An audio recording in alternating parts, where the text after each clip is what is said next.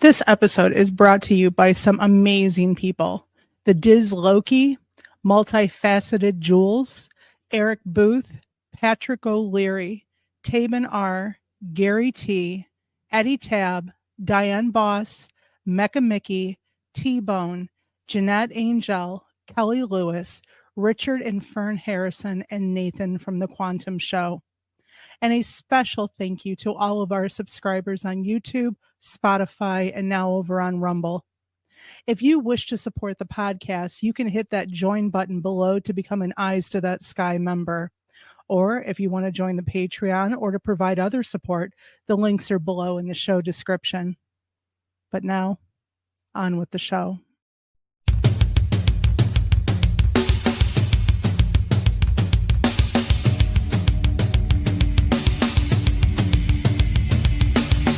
Welcome to the Michigan UFO Sightings and Paranormal Encounters podcast, where we explore the unexplained and mysterious phenomena that have occurred throughout the state of Michigan and beyond. From UFO sightings to ghostly encounters, we delve deep into the stories, the evidence, and the theories behind these strange events. We are your hosts. I'm Michelle. And I'm Wayne. We are an educator duo that after an encounter with a triangular UFO in 2018 in Michigan, we decided to investigate UFOs and the paranormal. In this podcast, we will be speaking with eyewitnesses, experts, and researchers to uncover the truth about some of the most intriguing cases of paranormal activity in and around Michigan. Our goal is not to convince anyone of the existence of these phenomena, but rather to provide a platform for discussion and exploration. So, buckle up and join us on this journey down the paranormal rabbit hole. On an escalator.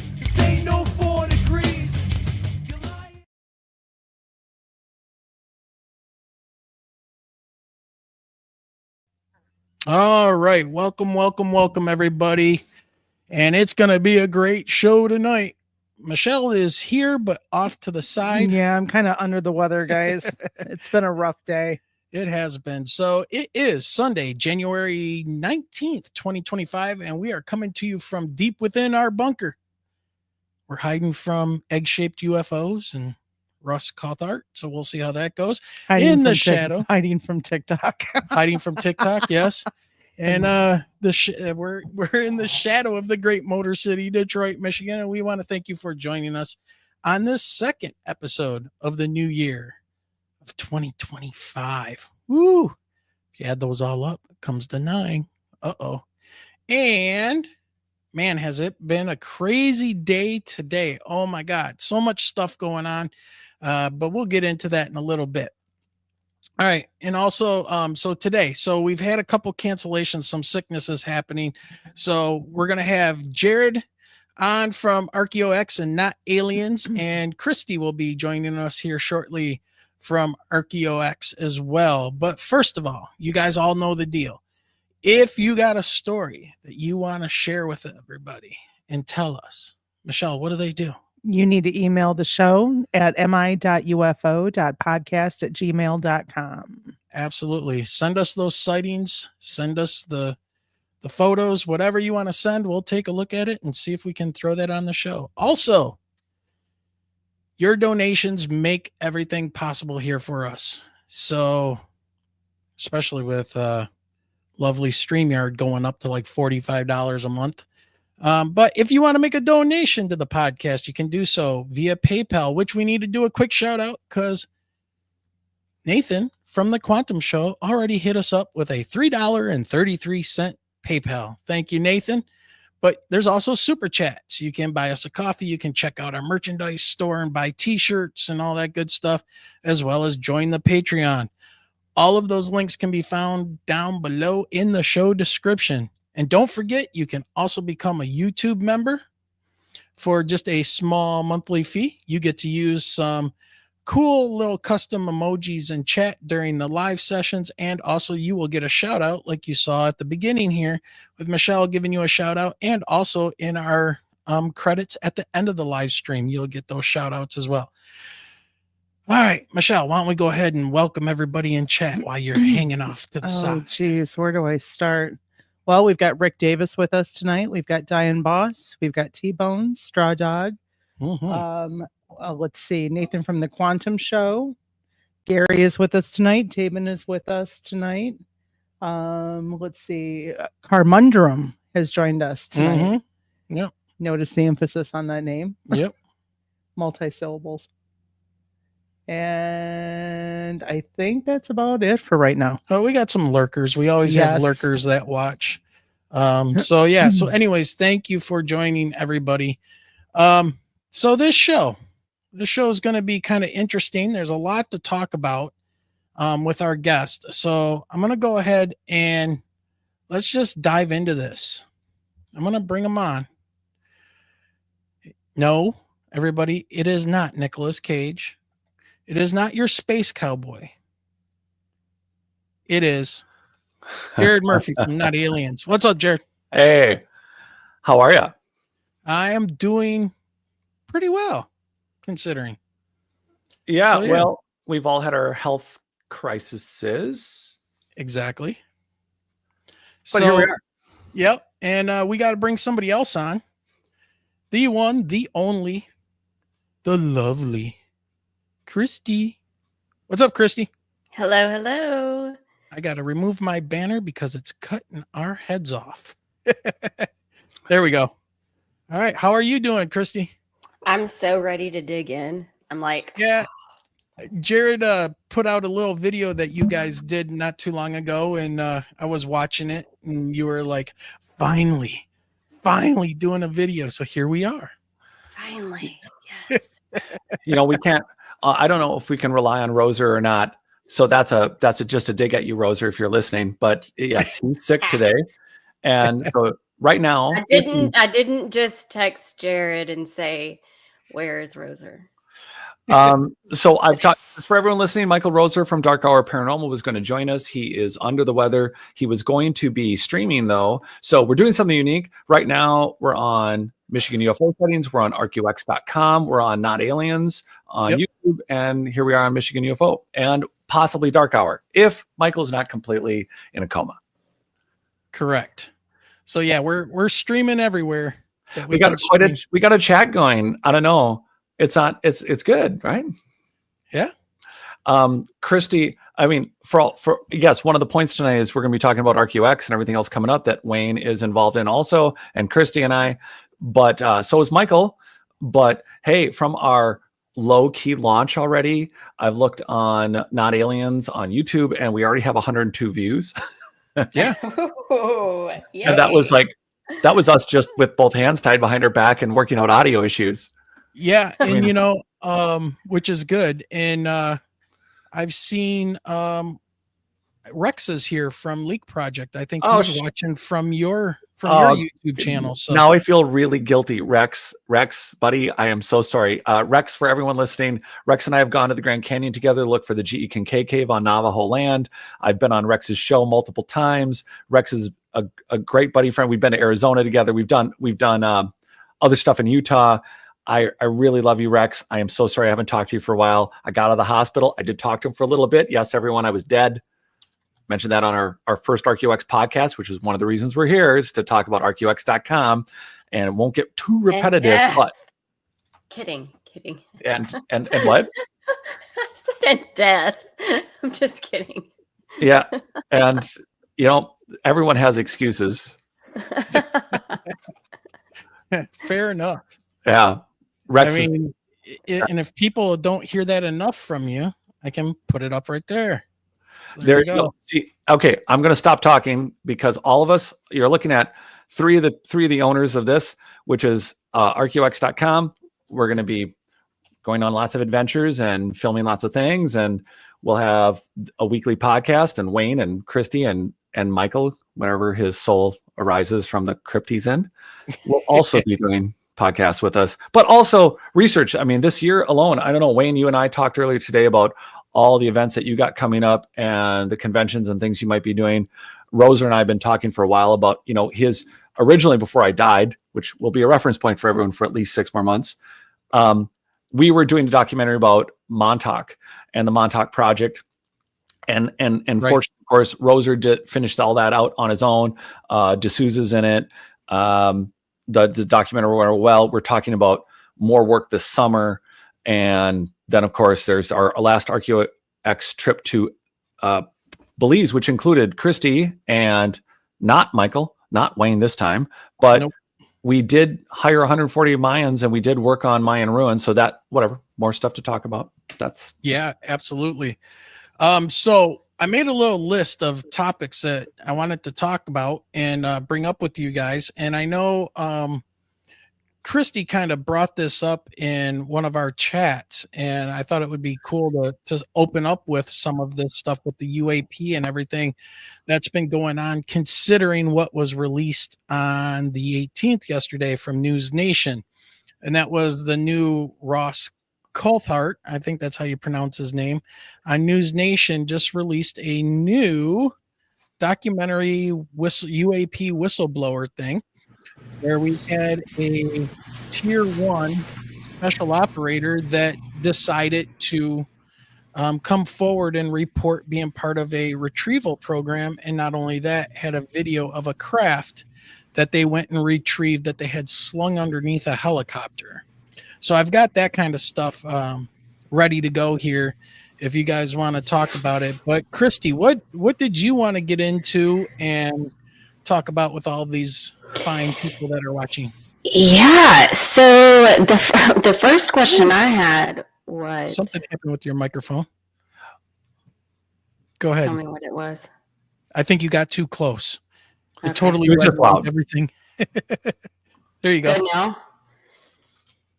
How about now? It sounds kind of echoey. Try to back away a little bit. You know what it might be, Kristi? Your volume might be up on your mic control. That's what I'm trying Yeah, to it's do. like It might be way cranked on your I have to pull on it your to interface. me. Oh, you sound good now. Better? Yeah, Oh, there really you go. good. Yeah. Yep. Okay, so yeah, I heard all of these, I guess, rumors about aliens in Belize actually attacking, no, not Belize, Brazil, actually attacking and harming humans. And then when I started digging into the web, I guess I'm not in the like dark yet. You know, I'm not in like the good, like the in on the alien stuff yet. And so I don't know I'm not sure where to look at. I could find nothing. It was all government. It was the mafia. Apparently the mafia has spacesuits now and craft that they can just fly around on and murder people. Yeah, like that's what they want to hovercraft. say. Yeah, they actually showed one of these articles showed it was a video of like it off in the distance. It looked like a figure on a hovercraft. And that's what it was saying that was the point was, oh, don't worry, it's not aliens, it's the mafia. Yeah. So there's you can't find anything. Well, I found this one, but what you're talking about is an incident that happened last year or 2023 in August there. Yeah. In Peru, there was a village. I think it was called San Antonio Village. If I look at this real fast. Anyways, so yeah, these villagers were getting attacked, and some of them were, especially like young girls, were basically getting grabbed and pulled away and trying to get kidnapped. And the situation got so bad that this village tried to contact the military to come, help. Well, they're a little village off in the jungle, and it's a 10-mile or a 10-day trip by riverboat to get to them. So no, the Peruvian military did not get there in time to help with anything. So the villagers had rifles and stuff, and they were reporting they were shooting these things or these people, whatever they were, and the bullets would just ricochet. They wouldn't do anything. And even the village leader said that's, they're right here. They're impervious to harm, and they fired and hit them, and they just ignored it. unscathed and vanished. That's what that And they were said. talking like they were on hoverboards and stuff. Now, Well, that's what the news was saying too. Is that but the news was saying that it was the mafia. That I guess the Yeah. mafia just mastered the art of hovering thousands of feet in the air and swooping down and snatching people. I don't know. right. So what the local authorities told the Jerusalem Post, or at least they got it from somebody, right? It says, despite their desperate pleas, the government remains unconvinced of extraterrestrial involvement. Instead, their attention has turned towards a more earthly explanation. Emerging evidence points to a gang of illicit gold miners who have tried to terrify the villagers to secure their illegal operations. The illegal gold mining syndicates linked to infamous drug cartels such as O Premio Commando de Capital or whatever in Brazil and whatever other place in Colombia have been accused of orchestrating the attacks. So this has gone on for a while. Mhm. The syndicate have exploited the allure of gold mining, deemed more lucrative and less risky than drug trafficking. The remote location of the Haikito tribe presents an ideal opportunity for these criminals to establish their operations. Now, I think this is the paragraph right here. It makes sense. It does make sense. It's logical, right? But okay, so it's right here. It says Laredo's environmental prosecutor, Quintanilla, disclosed the syndicate's modus operandi. He revealed our investigation. This is crazy. Our investigation reveals that these individuals employ jetpacks to access these locations. This narrative suggests that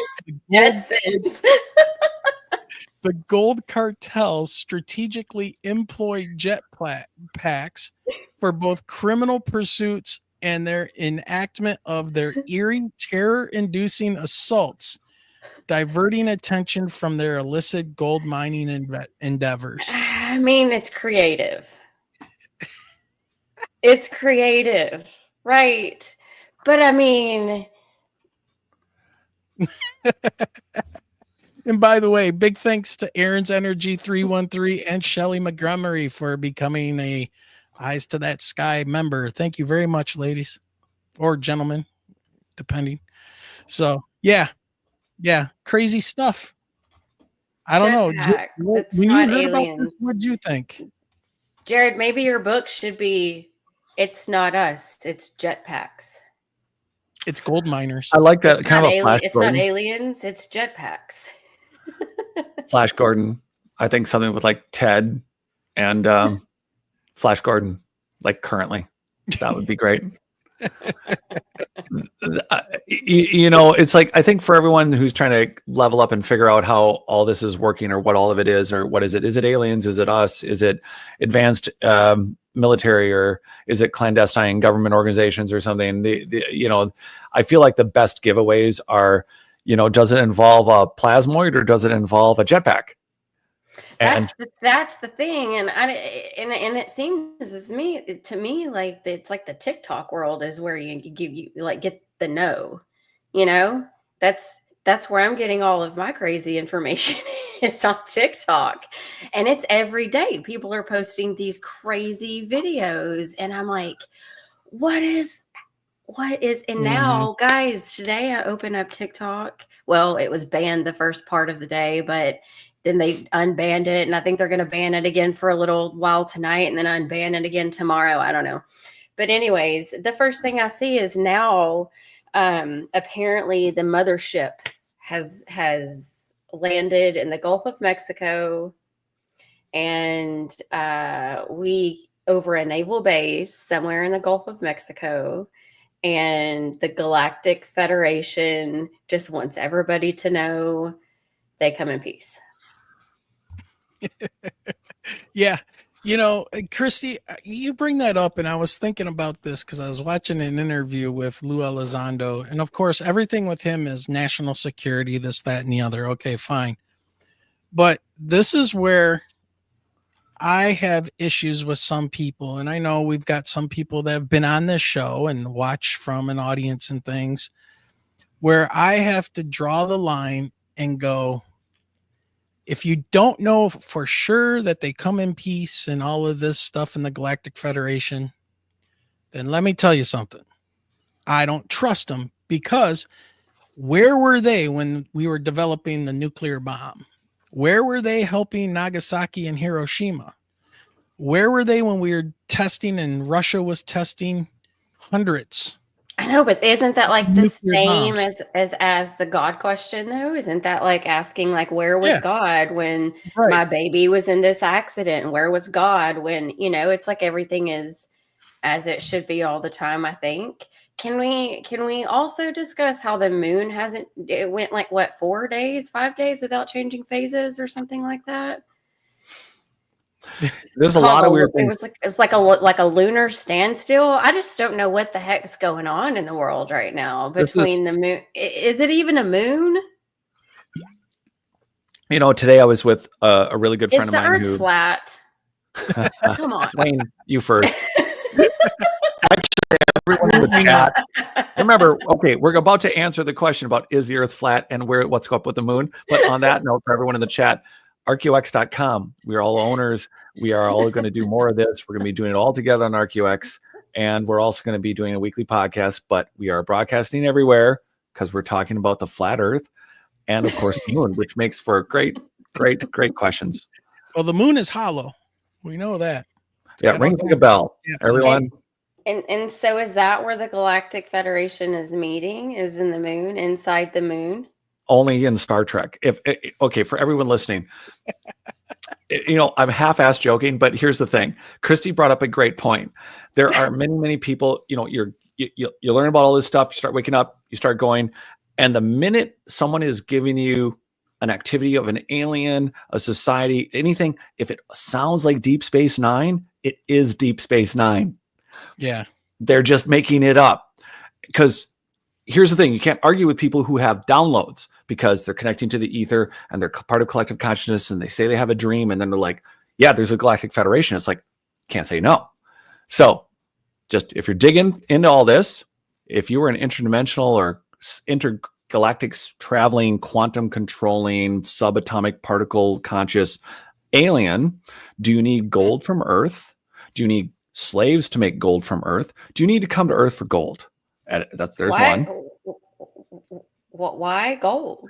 Well, so the story so one of the things that people do when they start getting into this is, you're gonna love this, Kristi. They get into the Anunnaki. They get into the story of the Sumerians, and so there are two things about the Sumerians. One is they say there's these stories about Enki creating that humans were created as slaves. So here's the thing: you have control. Think of the Star Trek. If you want to make food, you order food and it just materializes out of atoms.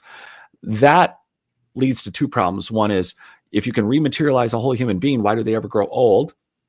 For later questioning. Two, if you can make food out of atoms in the air, why do you need to go somewhere and make human slaves? But that is from a guy named Zecharia Sitchin, who wrote a book around the time that Eric von Däniken got popular. So for a long time, no one has ever argued with Sitchin's work.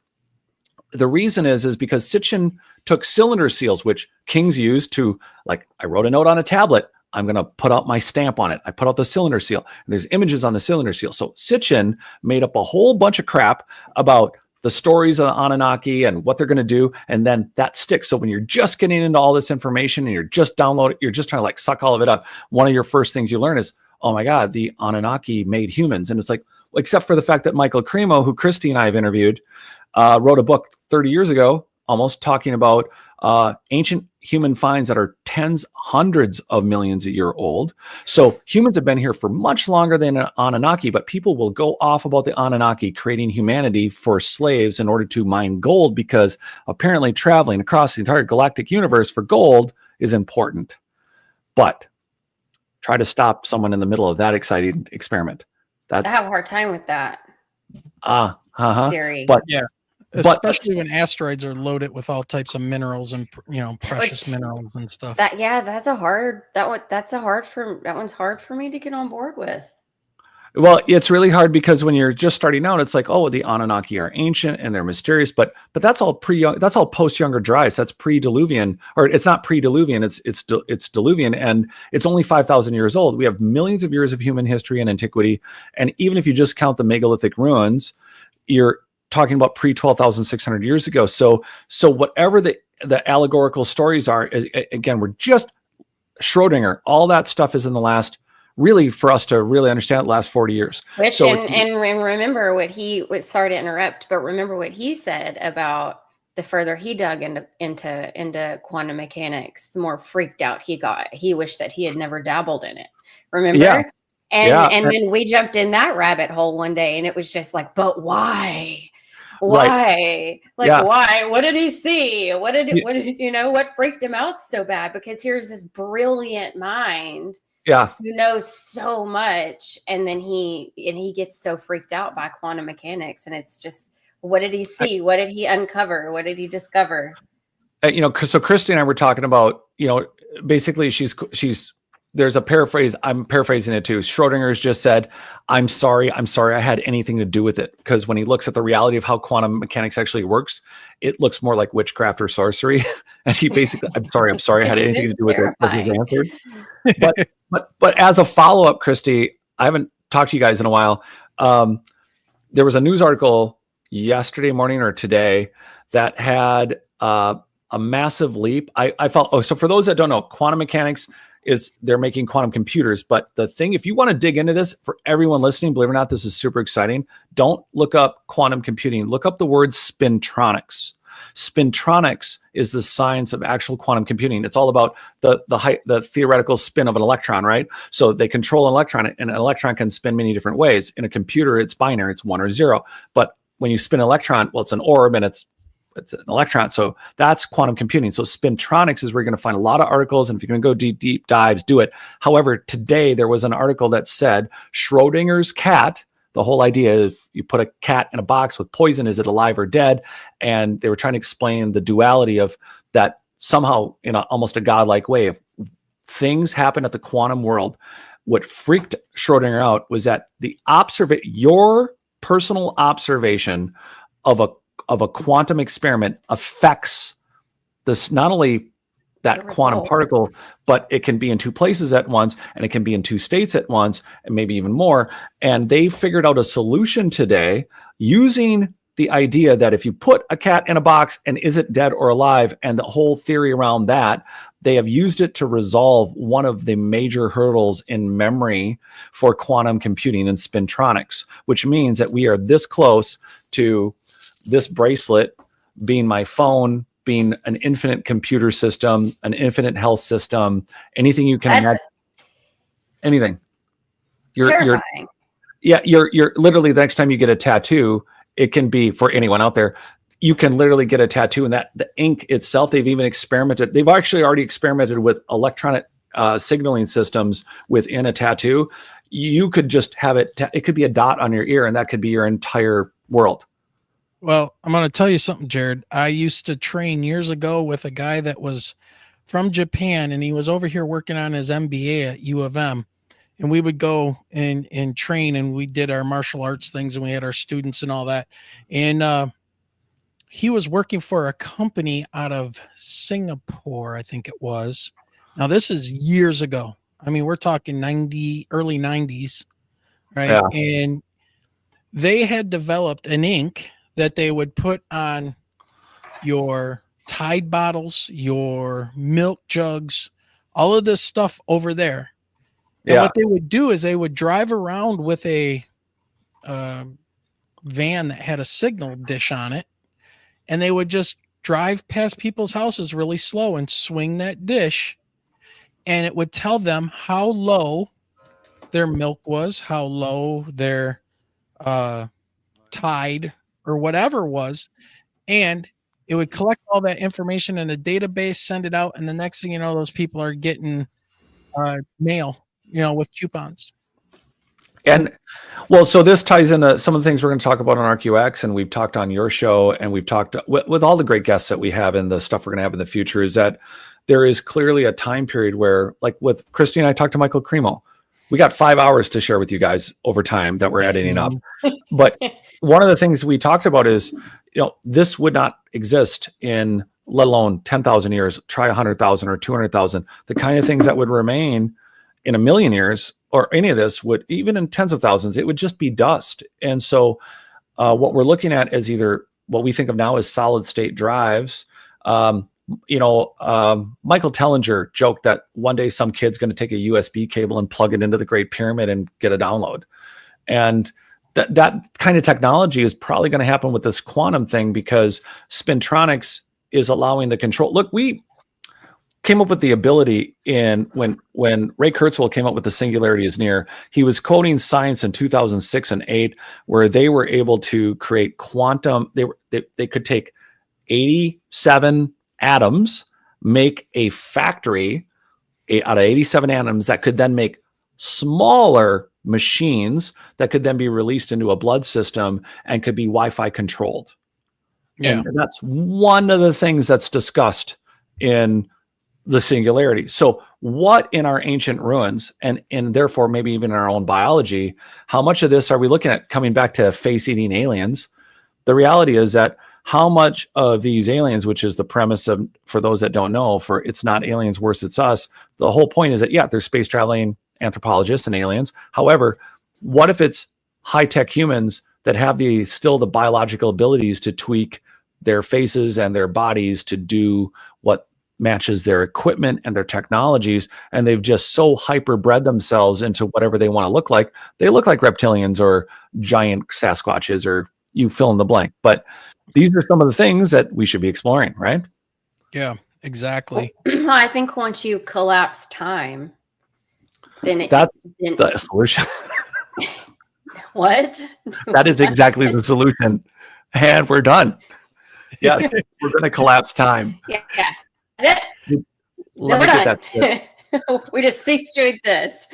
Once That's you right. collapse time, though, I mean, really, once you take the illusion of time out of all of this, it could be anything. It could be us visiting ourselves from the future, because if time doesn't exist, then the past doesn't exist and the future doesn't exist. And the only thing that exists is our present. And right now, this is our present, but this is also this. We could also have another present off in the future somewhere, You're totally right. Yeah. Kristi, do you know about Operation High Jump? No. Who just brought it up? Kenneth. Does that mean whoever jumps the highest in a conversation wins? Did I just win a prize? I like where she's going. I think we have a new game, Wayne. Yeah. I leveled up the first. I was the first one. So Operation High Jump. Who just brought? Oh man, Kenneth just brought it up. Kenneth, yeah. Yeah, and I don't know, Wayne. You want to go? I've talked enough. You want to get into High Jump for a minute, because it is kind of going into that time shifting. I'm not familiar with High Jump. I know there's a ton of them out there. I mean, you could spend a whole lifetime learning about all these programs. So this is where, I mean, not that we need Michael Rosa here or whatever, and if Rex is still on, man, we should have Rex on. So speaking of Leak Project, which we should be going on one of these days, this High Jump is one of those programs where it's a military program, and they're experimenting with basically dimensional and time shifting. So like jumping from one point to another. But so there's a lot. And then Montauk, not only are they doing it with mind control, but they're also, one of the things, Kristi, is Montauk is famous for a lot of people. There are survivors that get together. Roser goes every year. This year, it's again, we do trips out there, but the idea is that not only were they messing with people's minds and consciousness now, but they were doing it dimensionally, and they were doing it in the future, and they were doing it in the past. So the U.S. military has a long history that we know of in this last century of trying to mess with time and consciousness. Well, I'm pretty sure the CIA, I just recently read an article that was actually published by the Monroe Institute, but put out also by the CIA. And it was like, I don't know, 17 or 19 pages or something. Yeah. And then, okay. And for everyone in the chat, I'll back up for a minute. Yes. High jump. They're also referring to Antarctica. And there's some, well, we're not going to get into the, are we going to get into the Nazi thing? Well, I'll wait and see how it comes up in the chat, but sorry, back on task. Sorry. Yeah.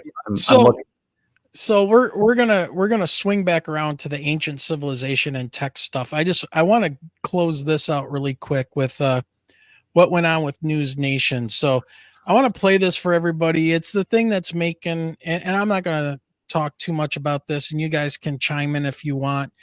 But how do I want to say this? I'm at the point where it's hard to tell whether or not how badly we're being played. Yeah, And yes, right. And it's Yep. getting to the point of cognitive dissonance. Like, yes. I don't know which way is up because so many people, okay, the internet is great. YouTube is great. TikTok's great. Everybody having a voice is not great because people are just making shit up.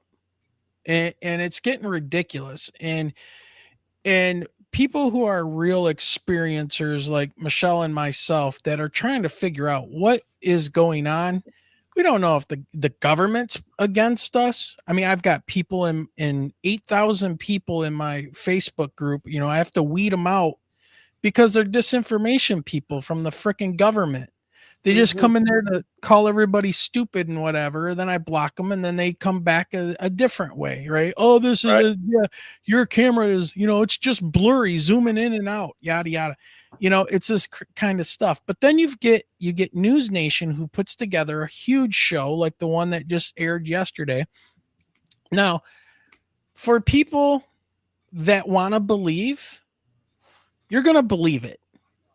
Those that don't, you're going to look for all your confirmation bias that this stuff is all BS. Right. Okay? And that's what especially somebody like Green Street, who somehow got wronged while he was very much pro UFO and investigating. I don't know what the hell happened, but then all of a sudden he's super skeptic and he's digging into everybody's background and figuring out when did you start your website and who you worked for, who'd you get money from, right? These guys are all grifters on the UFOs. So you're stuck in the middle if you want to really try to find out what the hell's going on. Well, here, I want you guys to see this. And then I got some other stuff for you to watch here real quick. News Nation has independently obtained previously unseen video obtained from a secret UAP craft retrieval. Okay, I'm just going to say, Ross, dude, if you ever watch this, I really like your shows and stuff, but will you please tell your makeup person to pick the booger out of your nose for you before you go and film something?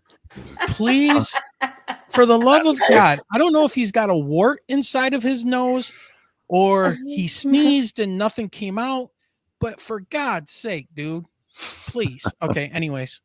Retrieval program. This extraordinary footage clearly shows an egg-shaped object dangling in a sling below the belly of a helicopter.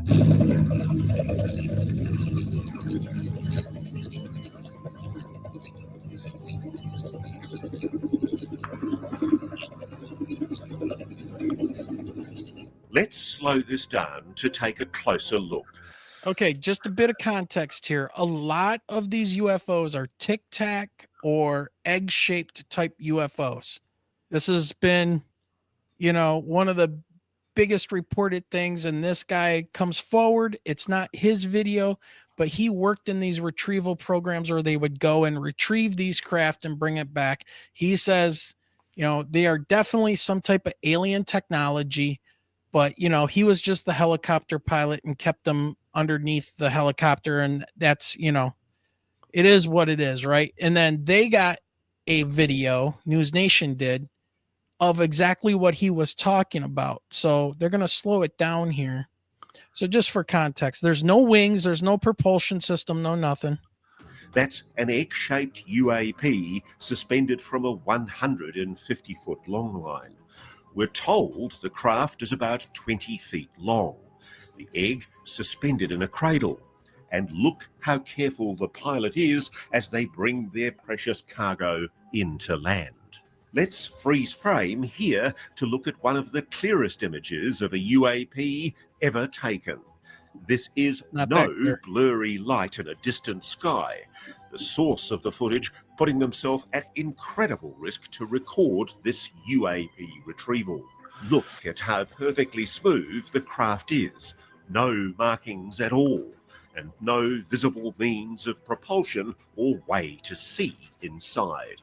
Watch how it rolls, almost graceful as it hits the ground, despite being wrapped in the ropes and canvas from the cradle as it's dropped for pickup. The UAP's final destination still unknown. Okay. Area Jared, 51. Kristi, what do you think? Jared? Christy? Kristi? Jared? First of all, Kristi. I don't know what's going on. Wayne, I'm with you. It's just, it's hard to know what's up, what's down, what's inside, what's outside, what's real, what's not. It's hard to know what's edited, you know, and you get on mediums like TikTok and you see these videos and you can hear people around and you just feel. And then I think that's something that we have to pay attention to as well, is how this feels, because I think that there is, for those of us that are awake or are waking up, I think that you can feel the shift on the planet. Like there's something happening that's different, you know, that we haven't experienced before. I don't think, especially if you're sensitive to energies, you know, and you're insensitive to frequency and things like that. Like you can feel there's something happening. I don't know what it is, you know, but it is odd to me, the timing of all of these different things, you know, just discovering all of these ancient civilizations and then ignoring them and covering them up, and, you know, and then we get all of this alien stuff coming in at us, and it's not just, and then the plasmoids, and there's just so much going on, and there's so much, like you said, misinformation.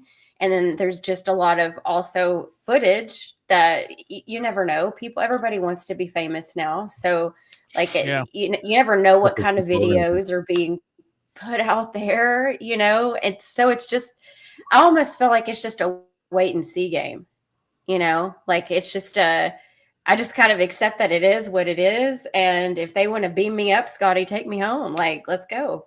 I'm ready. Jared. Where should I start? Where do you want me to start?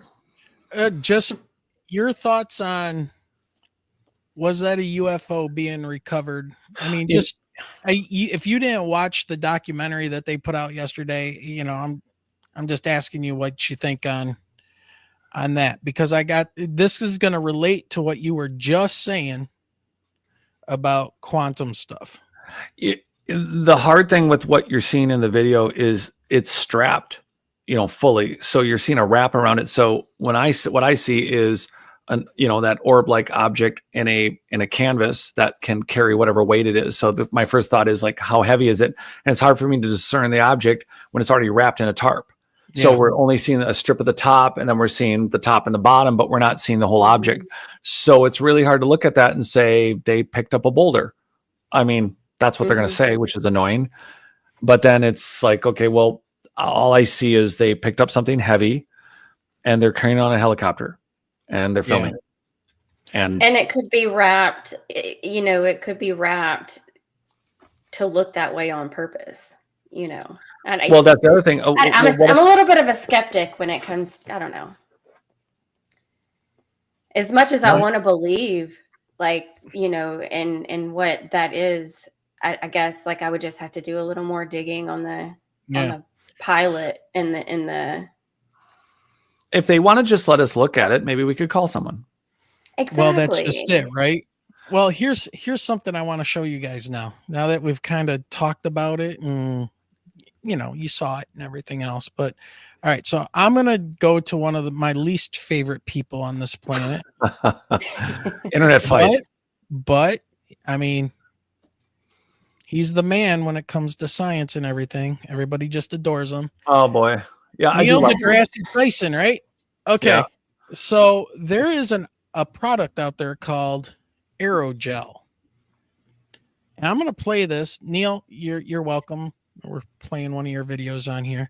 But he's got Adam Savage from Mythbusters on, and they're talking about this stuff called aerogel. I've never heard of this before. Check this out. So, Adam, welcome to my office. Thank you, sir. It's on the internet. This is called the Cosmic Office. So, I have a sample of aerogel in this office. Really? Yes. I have never touched a sample of You've aerogel never touched in my aerogel? whole life. Really? Always wanted This to. will be a first for Adam Savage. Dude. It'll be a first for everybody. What the hell is aerogel? Okay. Aerogel is the most ghost-like solid substance ever spun.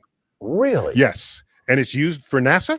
And the aerogel is has many applications. But one of the ones that we care most about is you put that on a spacecraft, on a space probe, and as it flies through a comet's tail, particles of the comet enter the gel, and it slowly stops it so that it's intact by the time you bring it back and then analyze it. So among the many things you can do with it It's is catch a comet's tail. catch a comet's tail. All right. So when you see this, one of the amazing things you can do with this is put it into an egg-shaped drone and send it up because it's so light. It's less buoyant than air. Okay. Yeah. Are they gonna- Also has highly insulating properties. It's like one of the most insulating things ever You're known. not going to see the And the way they drones make it is stuff, they have but some polymer you're going to see this chain stuff. that they spin up, and it's this solid thing, but then they evaporate all the liquid, and what's left are the molecules that flesh out the volume that the liquid once occupied. And so, And it's like 99.9% air, right? yes, higher than that. It is 99.9% air. Oh my Okay. god. Look at this This stuff. is so fascinating. Oh my goodness, look at that. As I said, it's like a ghost. It does look like a ghost. Okay, You brought a tesseract Oh out. my- hang on. Stop. Hang on. Way. Okay. Stop it. Look at that. Oh my. Stop Okay, it. that is one of the coolest things I've It is ever like seen. ghost. What? It Okay. is. It's actually solid. Mhm. Right? It's not flexible. Right. It's very brittle. It is science cotton candy. I have two Don't words. eat it, Chuck. Okay, here you go. Come here. Ready? Science cotton candy. Wow. That is aerogel. What? Look No. at that. Poke it. That's Poke it. Oh my god. I can feel that it's so, You can pick it up. I trust you.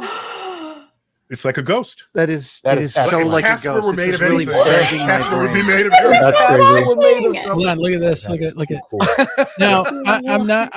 I'm not trying to say anything bogue, but when this dude holds it up to his face, you can really see it. That really is. Oh, wow. Stop right now. Is this the plasmoids? Is this No, what we're is it? seeing? No, this is an actual product. It's a man-made product. No, I know, but like, Chris, is that what we're? you're asking? Like, is this what people are seeing? Yes. You gotta wonder. Is this what we're seeing? It's too cool, man. Look at that. Now Neil deGrasse Tyson says something that's a great phrase of him. Says something very interesting here, where if you're thinking I'm making an argument that this stuff is what everybody's seen in these egg-shaped things, he's going to say something right here that's going to blow that up. It might be the lowest density solid stuff ever because it's not. I mean, it's volume filling strands of molecules. Is this how neutrinos talk about Earth? Oh, very good. Thank That was very good. Neutrino Earth is like transparent to Earth. Right. So That is great. this is aerogel, and I have a whole cube of That it is an here. incredible collection of aerogel. So I am honored that I could show Adam something he'd never seen or touched before. Nice. And I show you something you didn't even know existed. It's so true. And just to remind you, we got Adam here because he's got a new book. Oh, We would have him. We must have passed it up, but he says it is. You noticed how they were handling it? Yeah. He says it is extremely brittle. Yeah. I was You're not waiting for it to making collapse. you're not making a craft or anything out of that. But there are people out there right now making videos, and I've questioned one of them. I sent them an email. I hope to get a response at some point. Some pretty well-known people out there. And there are these floating types of balloons, and people are saying that thing is a balloon that was underneath that helicopter. Well, and they're made out of that stuff. If it's brittle, you saw they were like, scared handling it. And he actually breaks it on one of his other videos. He breaks a piece. He's like, oh man, I just broke it just by holding it in his hand. So then it's not as flexible as you can't just send it up in a craft and like have it, you know. Okay. Yep. So we're not that we know of. Well, also just there could be a difference. He has a jar of brittle plasma doesn't mean that all plasma is brittle. Well, we also have a note from a Nathan from Quantum Show. It says you can buy samples of this stuff online. We should all get a sample. Yeah. I want a sample. I want a sample. I want to like poke it. Yeah, but guess what they have done? Like bubble wrap. She just buys it and pops it. Yeah. I don't have any examples of this, but they have taken the same type of technology and theories behind that and created something called aero alloys. Well, that was my next point, Wayne. There's no reason that this type of a formula can't be tweaked to be not brittle or to be something else or to be combined with something else. There's absolutely no reason it couldn't be these objects we're seeing just in a different formula, different mixture. Doesn't have to be brittle. Hey, Jason. Bye. Hey, Jason. So yeah, we got a lot of people watching tonight. We got people over on Not Aliens watching, hopefully from over on RKEO-X watching the live, and Facebook users. We've got YouTube. We got everybody showing up tonight. So good seeing everybody. Yeah. Right. There's some people in the chat. Any last minute comments on any of this UFO stuff that's been going on? Drones, anything like that? I think it's important that we go get samples of that stuff first. That's all the samples. Yeah. Definitely want to play with it. I was going to say, didn't Nathan put in chat that it can be found online, samples of it? Yeah, that's what Jared just said. All right, I'll get that. Guess who's ordering? All right, get the credit card. I got the credit card. I didn't hear you. You broke up. All right. So, actual commentary. Sorry, Wayne. What were you saying? No, last minute comments on UFOs, aliens, what's going on, the level of disinformation, misinformation, and cognitive dissonance is getting crazy. You don't know what to believe anymore. It is. You don't, and I think that it's just going to be a waiting game. Really, I think it's just going to be a wait and see what happens. It is what it is. Yeah. There's nothing we could do about it. So we just hope that they come in peace. Well, we got that we come in peace. We have to decide, whatever military or whatever organizations are reverse engineering technology, how far are they? What are they doing with it? We don't get to see. No one's going to share it. It'd be great if we could have some wishful thinking around a government that would, include us somehow. Then you got to wonder why none of them include us and how bad is it? Like, why don't we know? Mm-hmm. That's where the brain goes. That's where my brain goes. Yeah. It's like, why there's got to be some like a level of panic they want to diffuse and have everything just run the status quo.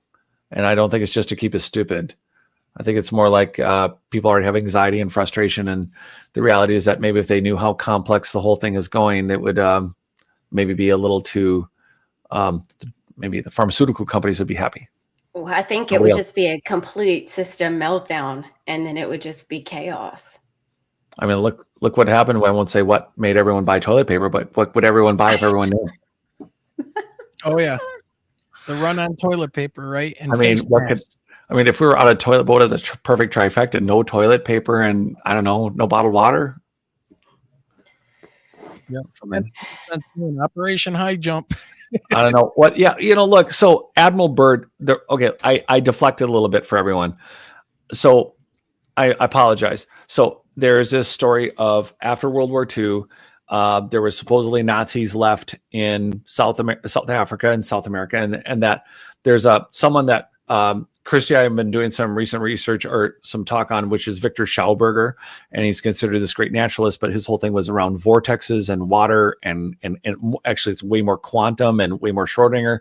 But one of the things that happened at the end or towards World War II was they conscripted Schauberger with the Nazi, with their experimental secret stuff. And the whole theory is that they conscripted Schauberger to make saucer-shaped UFOs that could use anti-gravity and based on all the vortex technology and everything, right?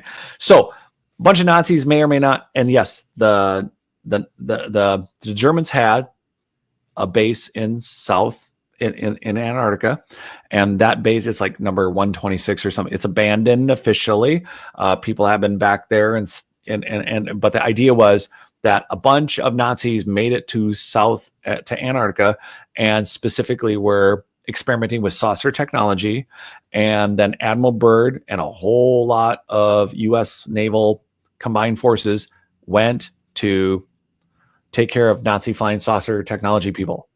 And now there isn't a lot of the reason I deflected on it is because there's some question as to how complicated or what really happened for what really happened down there. So it's frustrating because we all want the yes or no on the alien thing, but then it's like, okay, well, is it a contemporary technology? And now we're back to wondering what government has what and why, Yeah. So.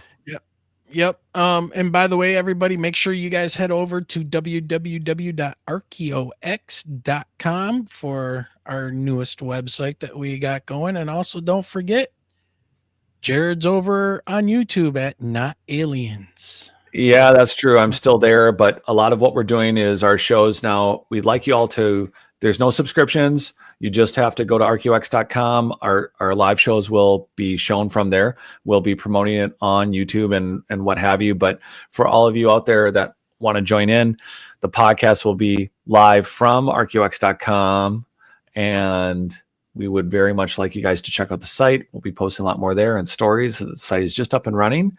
So excuse any beta sweeping we have to do. Exactly.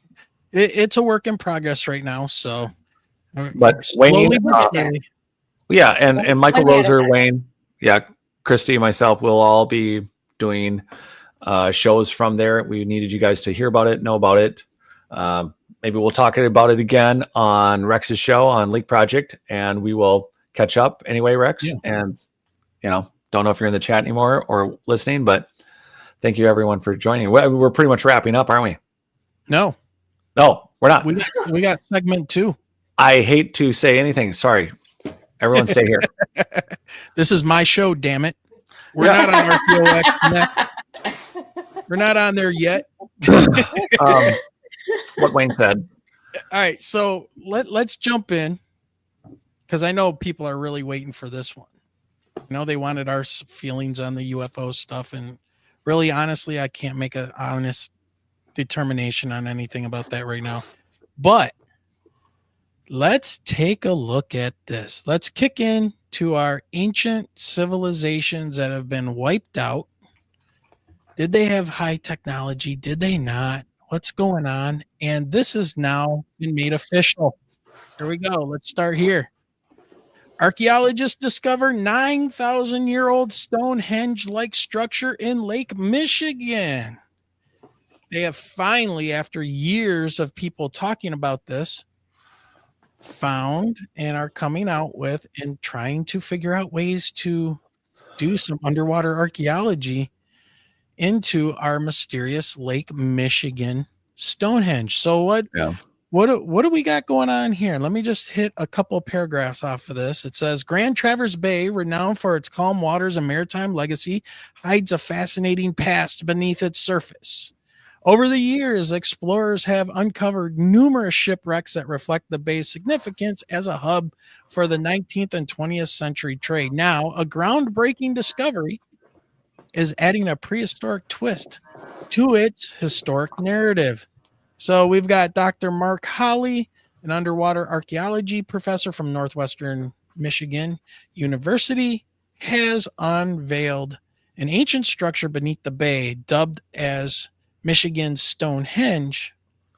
This discovery sparked intrigue and reshaped perspectives on the region's distant past. Now, what do I want to hit on this real quick? First of all, it is 40 feet below. Yeah. Okay. It is 40 feet below the surface of the water. Let's go there. These are underwater drone shots of what these stones look like, along with some of that right there. And it's taken them years to come out and officially say this. And people might have noticed this or not, but you've probably seen this. So that's, I think that's top down. But there's this little lovely thing, a petroglyph. Now, everybody hold on to your cookies. That petroglyph is highlighted. Okay. It's not that easy to see. They're pulling it out. And could it be, if you took those black outlines off the sketching, could it be pareidolia? It could be. But that is a mastodon, not a woolly mammoth, but a mastodon that we find all kinds of tusks and bone fragments and stuff here in Michigan. On one of the rocks down there. I don't believe it's pareidolia. I believe it's 100% legit. So now, why does this spark questions for me as a earth and space scientist and a science teacher? We're taught at the last of the we are taught at the end of the last ice age. The glaciers receded, helped cut the grooves for the Great Lakes that surround Michigan and everything else, right? And I'm going to go to the other picture. And as those things retreated, they left the water behind. Problem.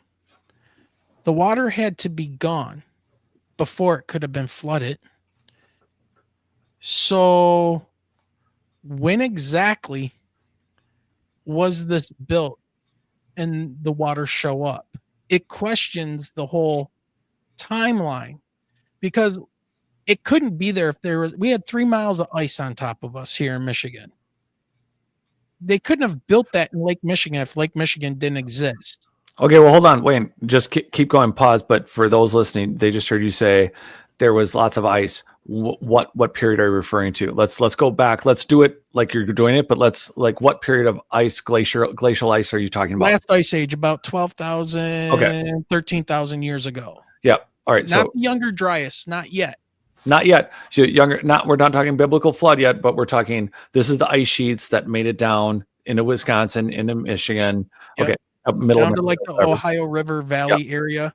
And then they were cut off, and you can find the moraines and all that stuff.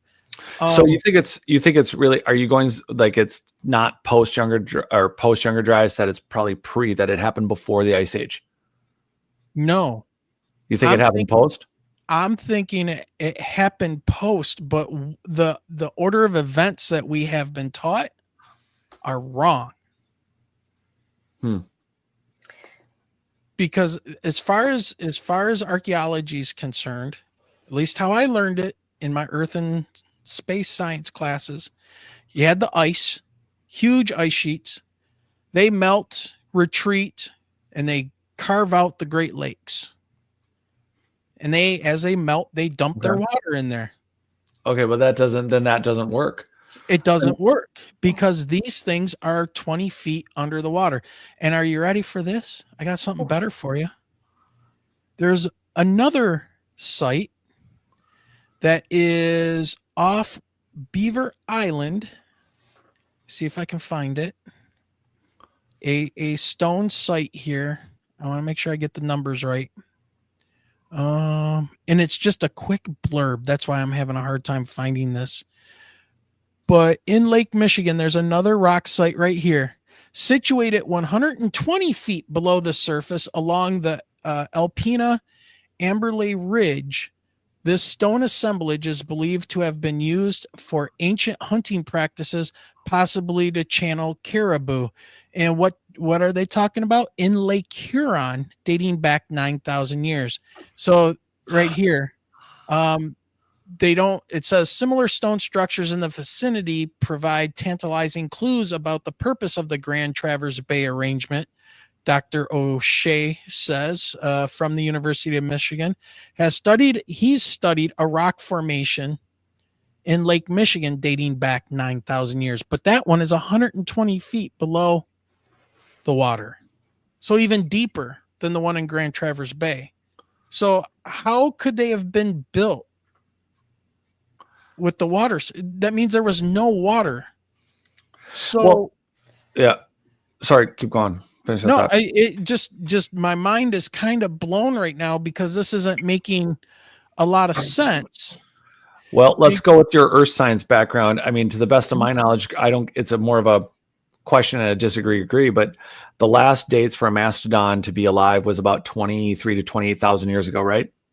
Give or take, somewhere in there. I mean, some numbers go 36 or more thousand years, but the Galt Archaeological Site that I went to in Texas, outside of Austin, they have a mastodon head. There are 9 finds that I know of that are mastodons in South America. There's one that that's over 40,000 years old. But at the Galt site, they found a mastodon head that had been worked on, has tool marks, was clearly being worked on. A group of humans had killed it. They were working on it, and then they got, then they left. But that mastodon head dates to about 28,000 years. This is well before the Younger Dryas. Well before the ice sheets. And where was that? Was that down? That was the Galt Archaeological Site is right outside of Austin, and it's one of the 9 places where they found a mastodon having tool marks that is clearly human, not monkeys, not avalanches. They can just tell these are tool marks, they're cut marks. They were clearly carving up the meat, or what have you. Yeah. And so now you have a mastodon on a rock at a level of water that would easily go with, killing mastodons 36,000 years ago. Kristi and I were talking to Michael Cremo. There are sites in America that are 300, 400,000, Huatlaco, Mexico. I mean, you're talking 400,000 year old human sites where you're seeing the tools, you're seeing all the type of stuff that would make a mastodon hunt be fine 300,000 or 400,000 years ago. So what's going on in North America if you already have contemporary sites like that? I don't know. What are you thinking, Kristi? The math doesn't make sense. And I just feel like we have to unlearn everything that we know about human history and relearn based on what we're currently finding and the current discoveries that we're making, and trying to understand, how these things work, how these things were put into place, like megalithic structures in Peru and things like that. I think that there's so much science behind all of these ancient discoveries that we just need to kind of table what we think we know for a minute, mm-hmm. and focus on what we're discovering right now, and maybe looking at it from an objective point of view instead of one of programming and, this is what we learned growing up.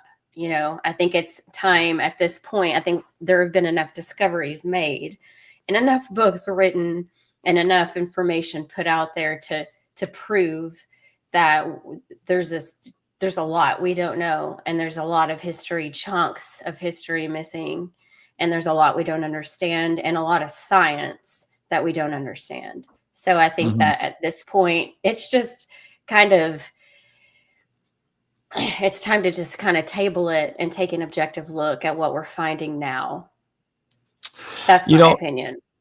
Well, I think just dovetailing on that, I think that it'd be interesting to see a map, and I've been talking about this for a while, but if we had a map, a bit like our new RKEO-X intro that just showed these world sites, I think what's hard for people is that we can identify that, okay, this is an old site. It's probably older than 9,000 years, but we have these sites and, with the mastodons and all the stuff Kremos talked about, and we know of all of them, but we never see a map of the whole thing. I'm wondering if people want to leave comments later or in the future, but wouldn't it be fun to actually just see the Earth spin backwards, see all the water go back to where it was? If we looked at the coastlines, I have a map, and it's not aliens, worse, it's us. I spent a lot of time and energy and money to make a map to show the world where Lemuria would have been, but where Doggerland is, and what the coastlines around Florida and Texas and the Mediterranean was, and the Mediterranean and the Caribbean were lakes.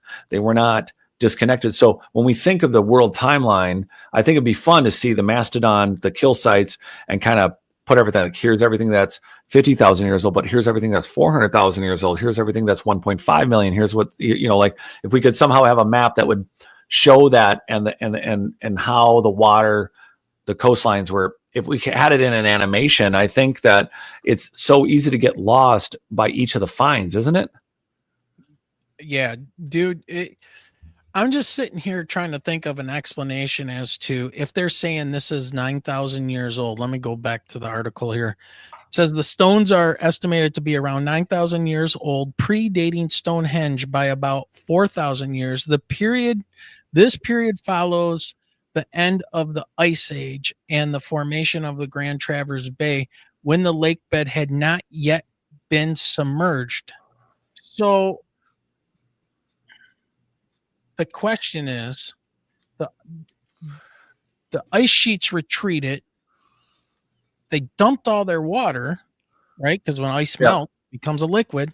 Yeah. It didn't stay in the Great Lakes, or it maybe it did. It just didn't fill up all the way to where it is today. Well, obviously, but it just, where did all this water come from? Because these lakes, and Jared, from living by the Great Lakes and all this, these lakes are freaking huge. Yeah, they're absolute oceans. It's like you just don't understand. Look, just anytime you get a chance, come to a Great Lake or come to Lake Superior, and I'll tell you, you just got to drive up the Arrowhead with me, and Gordon Lightfoot will make sense. The Wreck of the Edmund Fitzgerald. It's just like, oh yeah.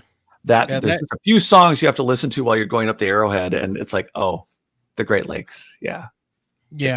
But it's mysterious because, like you said, they'd have to build this. It would have to be flooded. Then it would have to freeze. But then when it melted, so one I'm thinking of, like the movement of a glacier. So whatever, and yes, the idea of the Younger Dryas is that a bunch of stuff heated up really quickly, right? So is it possible that this was above water? And for those who are getting fancy about hydrostatic plate shifting, that the Earth goes up and down with all the water that's under it that we don't actually use, but it helps make the plates hydrostatically shift. So let's just say that this was a little taller and then it sunk, and either way, there's a whole bunch of water on it and it froze, but then the water that heated above it, it didn't cause it to tip over because it just melted the water, but it means there was no water, which means we were pre-Younger Dryas, we're pre-Ice Age, and we have mastodons, which again, we have sites that are 400,000, 40,000, 20,000. 26, 28. We clearly have tool marks all through north, but again, for everyone listening, think about New York and think about LA and think 100 miles out from the current coast, and nothing about America, North America, Central, South, Europe, nothing looked like it did now, even 18 or 20,000 years ago. It looked different. Yeah, a lot less water. I mean, so all these people that were living on the coast weren't living in LA. They were living 100 miles out or 50 miles out. All the cities and all the monuments and everything that we need to find. I mean, it's dangerous. It's hard work, but we got to go underwater. And what if we could pull, I'm looking at, because, we're RKEO-X, we're doing stuff in Belize and we're going to go to Peru. And all I can think about is, wouldn't it be great, guys, to get into that picture and go under one of the megaliths, one of those blocks, and pull OSL dates, grab sedimentary remains, grab any biological remnants, and do all the kinds of carbon dating that we could to find any. They're pulling out, for those that don't know, Doggerland is Scotland to France was one giant continental thing. It wasn't Scotland was an island and England. It was one giant continental thing. But I saw news articles on Ancient Origins 4 years ago. They were pulling sand out of 1,000 feet of ocean water. They were testing it for the granule remains of the flora and fauna that would have been in Doggerland 18,000 years ago. And so why can't we do that with those megaliths? Get under those megaliths, get either rock samples from one of them, get any biologicals that are not just sedimentary from sand buildup, but like what is the sand sitting on? And if we could do some of that, it's like, well, there's kind of a checkmate there for like, we can explore all the dates, but there's no way that bitch is 9,000 years old for those listening. Right. There's the how point. do they determine he was that? getting to. Yeah. Just get to it. Right. And it's like, how do they determine that? Well, and again, the question is, how many labs do we have to send it to? And now we have to get conspiratorial for a minute. And yeah, I was just fixing to say, you got to be careful with where you send. Where's the sample going? Well, Cremo talked about that with us, guys. We're not ruining the show, but of the hours of interviews, one of the things that they do is one of the things the labs ask for is that you send them a sample and they say, where is it from? So they're building their theories on their facts, which are theories. So they're saying it should be in this age range. So if they get a test result that doesn't equal that age range, well, you told us it was from this layer, so it's got to be this age range. So they will label something from a lab versus whatever the result is. They'll base partially their answer on where it should be from. Huh? That's an actual fact. That doesn't make any sense. Yep. And here you go. So I typed into the Google God of knowledge. I typed in, how did the Great Lakes fill with water? Yeah. And I've got the most 100% trusted source known to man giving me the answer. And it's Wikipedia. Wikipedia. Oh, and it says, the lakes were originally filled by both precipitation and meltwater from glaciers, which are no longer present in modern times. Only about 1% of the volume per year is new water originating from rivers, precipitation, and groundwater springs. I rest my case. Yeah. So, gratuitous advertisement for a minute. So we're talking a lot. So we're on Michigan UFO. We're broadcasting now to non-aliens. We're on RKEO-X.com. The whole point is all of us here that you're watching are part of RKEO-X. And one of the things that we do is we also do conferences and things like that. And one of the things I would like to cross promote is the Ancient American Artifact Preservation Society. They have been working out of Upper Michigan. They've been gathering for last year was year 19. Myself and Michael Cremo spoke, and some other great people. And their whole subject matter is the mystery of the Great Lakes and the amount of copper mines that clearly copper can be. And this is relevant because it is about the Phoenicians, not the Vikings, pre-Vikings. We're talking about the Phoenicians. The majority of the Bronze Age copper that was used came from the Great Lakes. So that puts us back 3,000 to 5,000 years ago at a minimum for travel to gather copper in order to do but basically there are scientists in Turkey working right now. And the reason I say Turkey is because there's specifically some researchers who are willing to say out loud that they have the metallurgy. Metallurgy is like a fingerprint. They can literally tell you within 100 feet where metal comes from, whatever it is. The metal has that much of a unique composition. So mining companies know stuff down to the foot. It also helps save millions and billions of dollars. But in this case, you have the Great Lakes being a resource much further back in antiquity, post Younger Dryas, but still way further back in time. And there are organizations specifically in Michigan, where Wayne's at, that are working on exposing the fact that clearly the world was in this area earlier, but those ruins are 4,000 years before the Phoenicians were there. At a minimum. So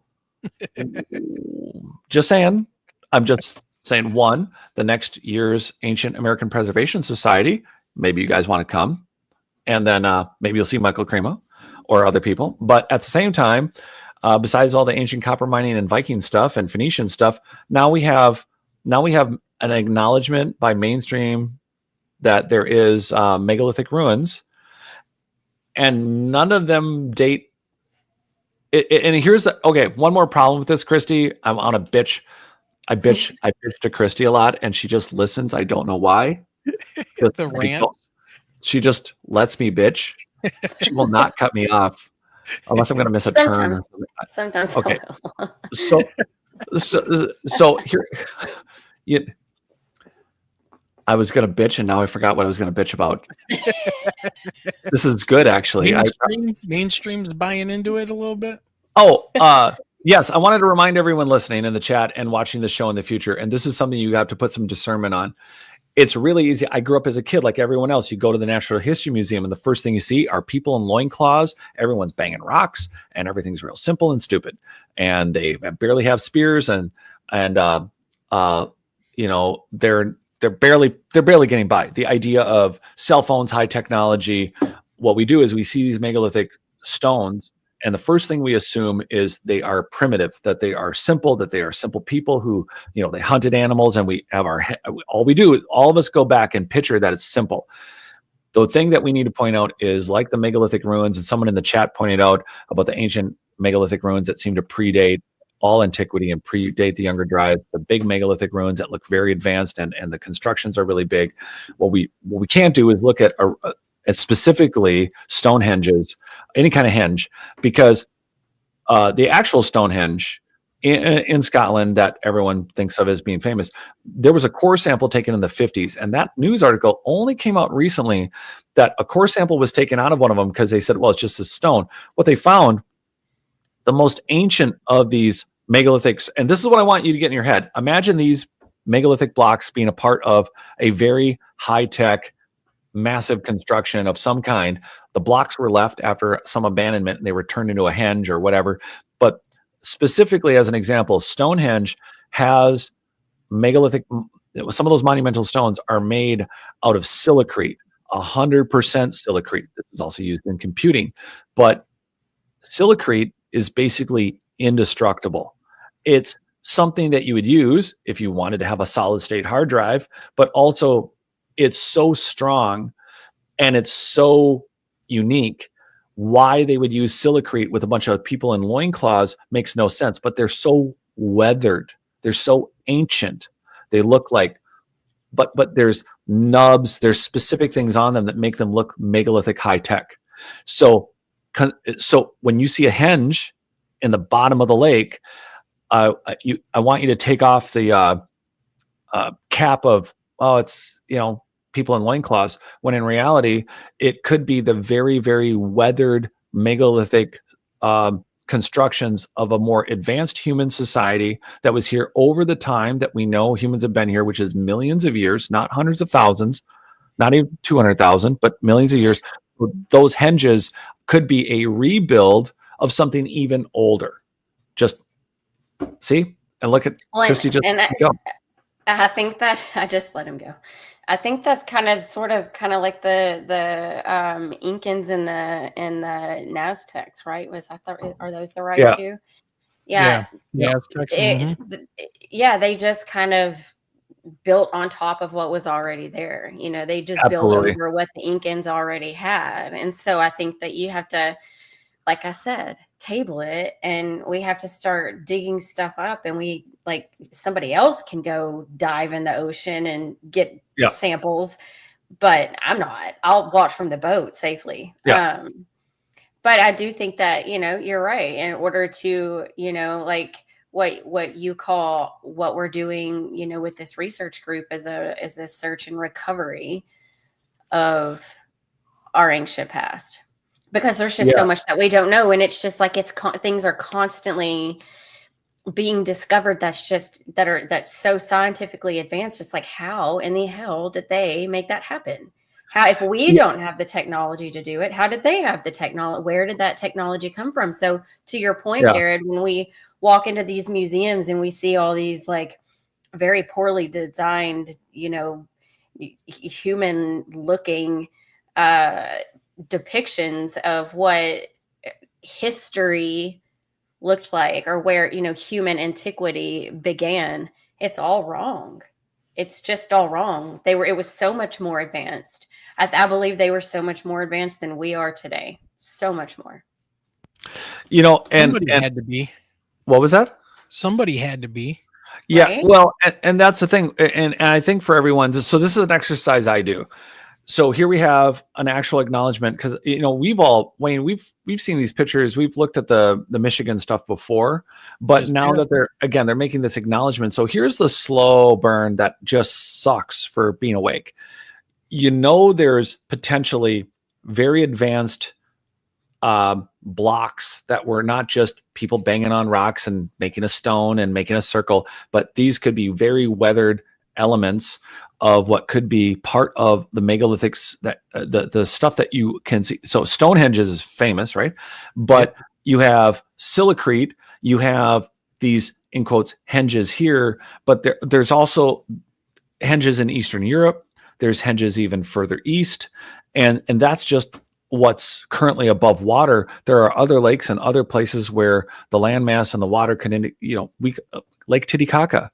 I mean, you got, again, we've all heard the story. So in the Andes, you have a lake that borders Peru, and it's basically split in the middle between two countries, and it has pyramids in the bottom of it.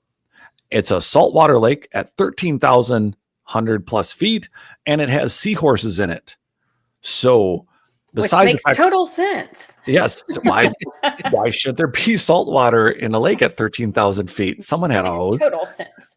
Or someone had a bucket brigade for like decades, and they like seahorses.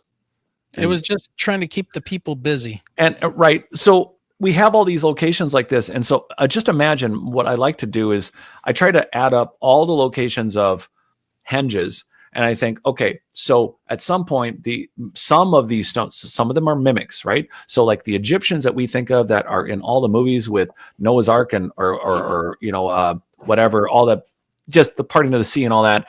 You have the Egypt we know dynastically, but then there's the ruins that some culture found just in the pre-dynastic era. Like somebody was wandering in which again, upper Africa was a jungle. So they found a lot of ruins, and you can tell all the different ways that they mimicked, that they kind of rebuilt what they found, but then they also mimicked what they found, but they just didn't do it as well.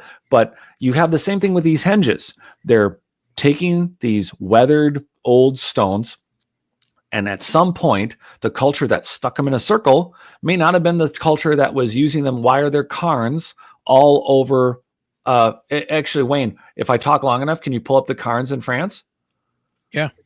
And Okay, while he's doing that, can we also talk about how it would be interesting to map, like if these were original sites and not just mimicked sites?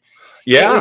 It would be really interesting if we could map where we're finding like America Stonehenge and the original Stonehenge. Like if we can map all of these places that we're finding, it would be interesting to see, I don't know, what it looks like geometrically. I agree with Dorothy because she agrees with me. Thank you, Dorothy.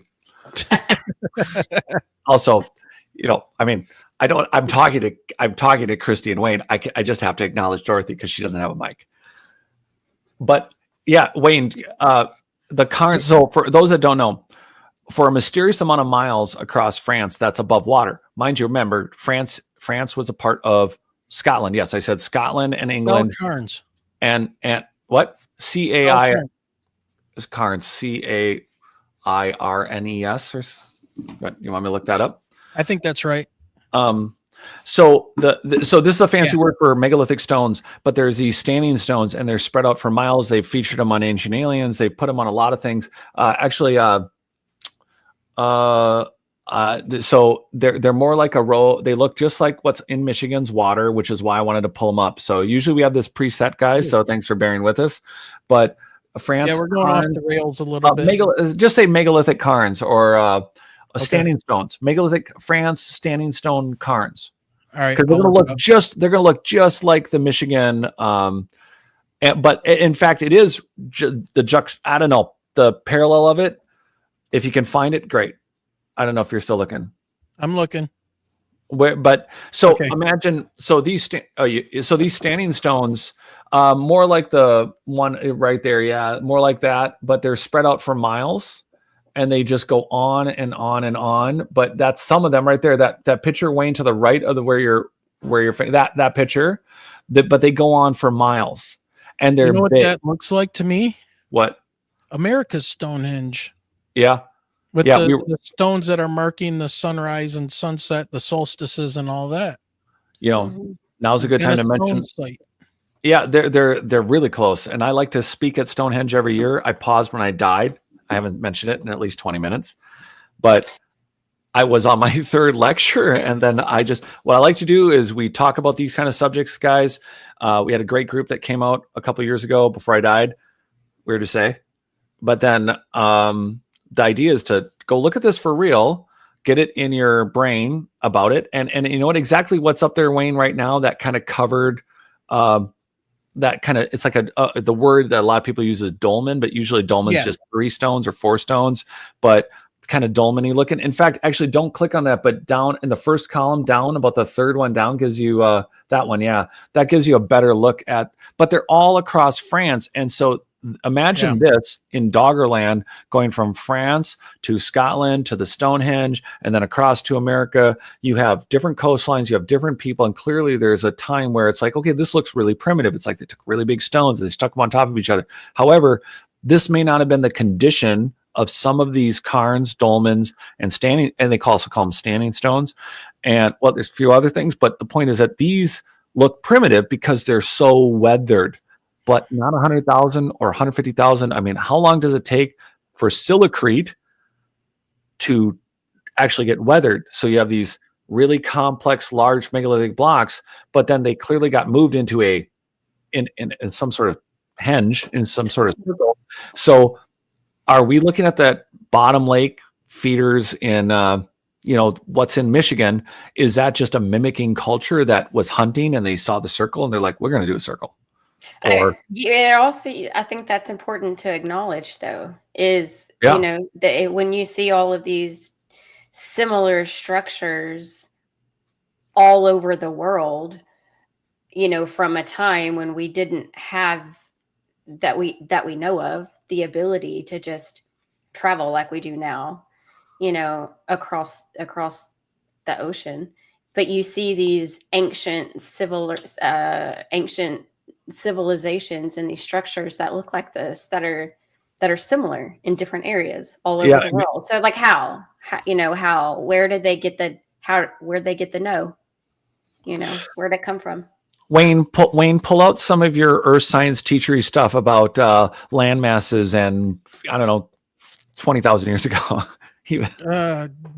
20,000 years ago? I mean, other than the glacial ice sheets in North America and Siberia and Europe, I mean, the oceans were a lot lower.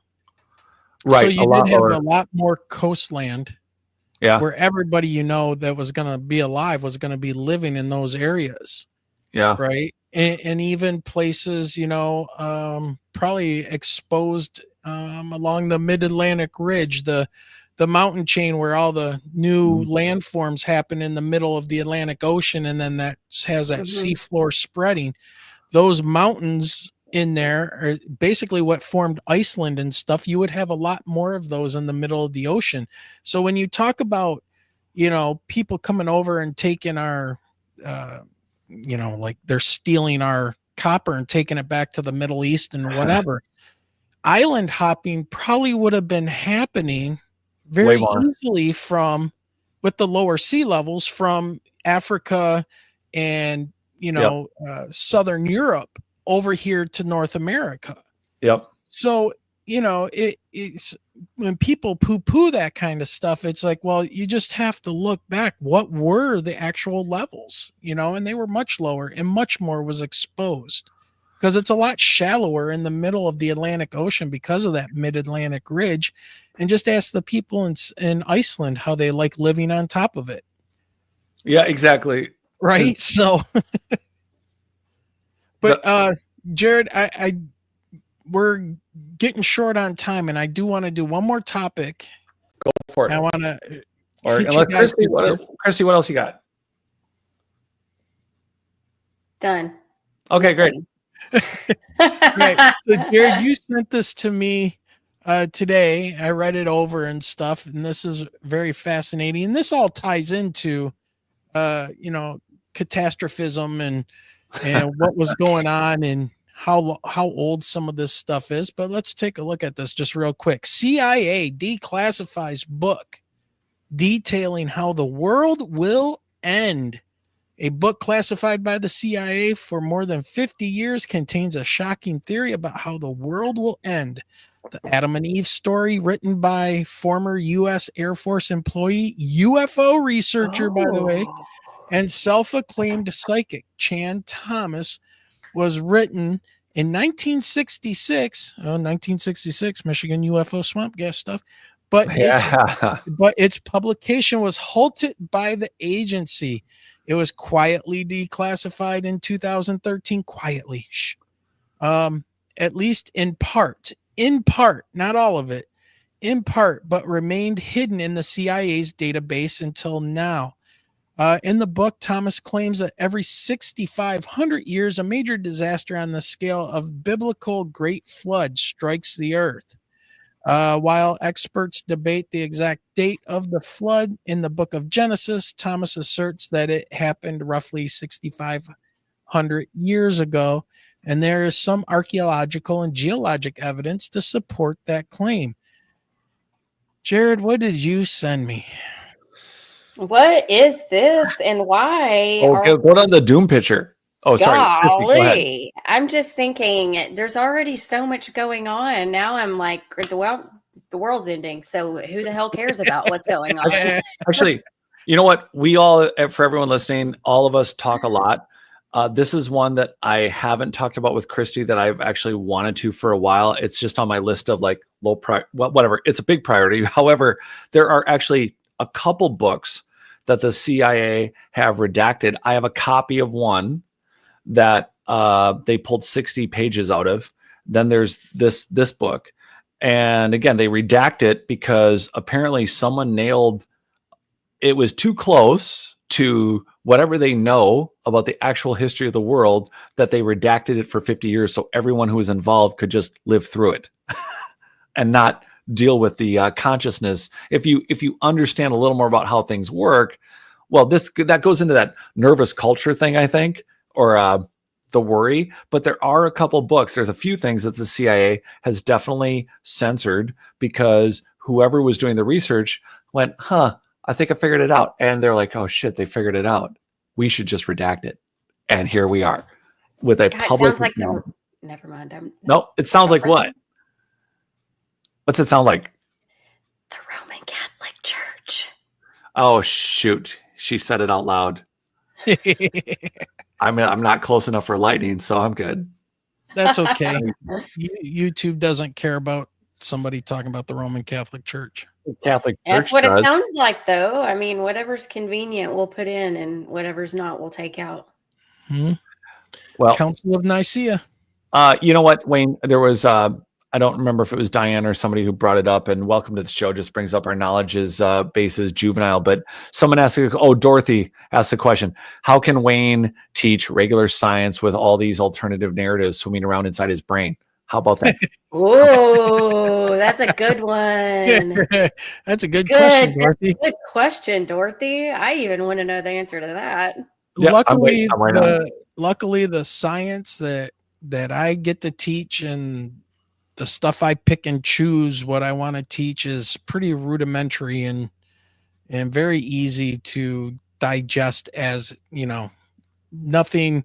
I don't have to go back in time and do timelines and all that stuff. That's all covered by other things. I get to talk about ocean currents and weather and astronomy, things that are easily proven and stuff like that. So I don't have to rack my brain too much, though I do get kids that ask me a lot of questions about some of this stuff, and I happily engage their brain. Wayne, well, you should mention that, Wayne, as part of RKEO-X, one of our things to do is to do actual exploration, and some of that we've done some LiDAR work. We're going to do more work like that, but Wayne has been helping develop classes that would be applied from our actual expedition work to not just Mayan ruins, but wherever we're going. And currently, I don't know. Wayne's written some exciting curriculum material based on some of the work RKEO-X is doing. Yeah, basically around LiDAR usage and finding hidden structures in a jungle by using LiDAR. So Dorothy, he's not just teaching like where the cattle should graze. No. What should I not have said that? Maybe I should have gone back to the Catholic Church. I should have said Catholic Church instead of. Sorry, Kristi, cover for me. Filter. No filter. Distract them. Say something. Wayne. Well, this picture looks really great at the end of the world that we've got stuck here, right? I'm real excited about it. I don't think we need to be worried about toilet paper or bottled water at that point. You don't have much to worry about. I think you just wipe like a dog. You just like go on the ground. I love the part where he said self-proclaimed psychic. Aren't all psychics self-proclaimed? Yes.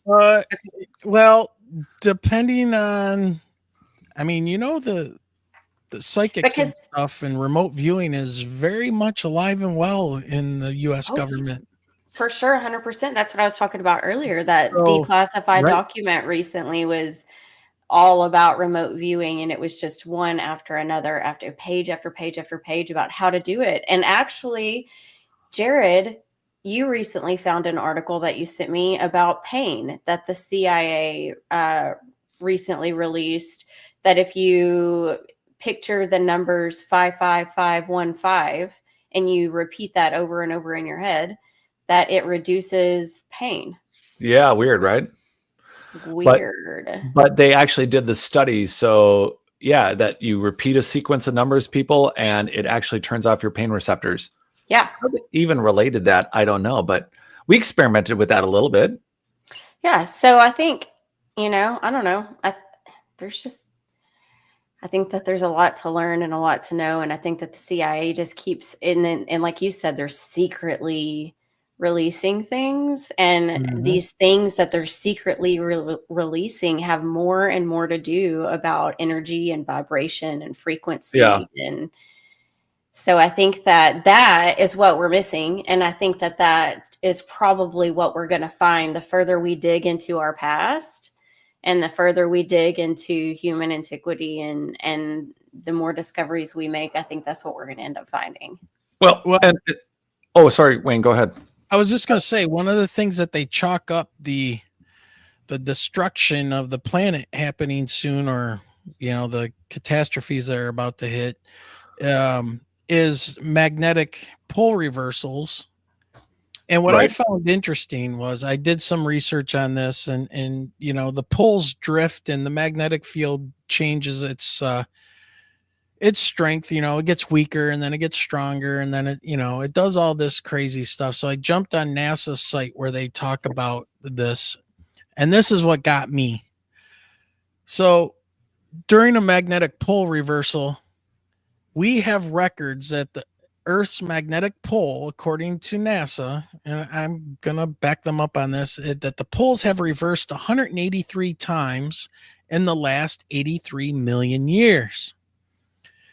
What does that mean? So it means on average, the poles flip every 300,000 years on average. Some sooner, some later, but not too much.